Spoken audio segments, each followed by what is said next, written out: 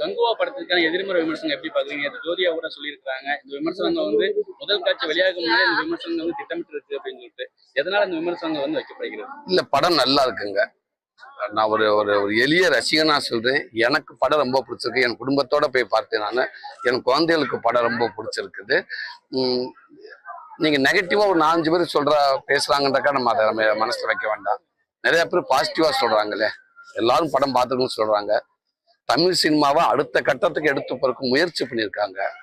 அந்த அந்த எண்ணத்துக்கும் அந்த முயற்சிக்கும் நான் உண்மைக்கு நான் தலை வணங்குறேன். நம்ம எல்லாரும் பாராட்டக்கூடிய விஷயம். இவ்வளவு பேர் உழைப்பு போட்டிருக்காங்க இல்லையா? அதை நீங்க படம் பார்த்துருப்பீங்கன்னு நினைக்கிறேன். கடின உழைப்பு போட்டிருக்காங்க. ஒரு 2 வருஷத்துக்கு மேல அவ்வளவு பேருக்கு வேலை கொடுத்துருக்காங்க.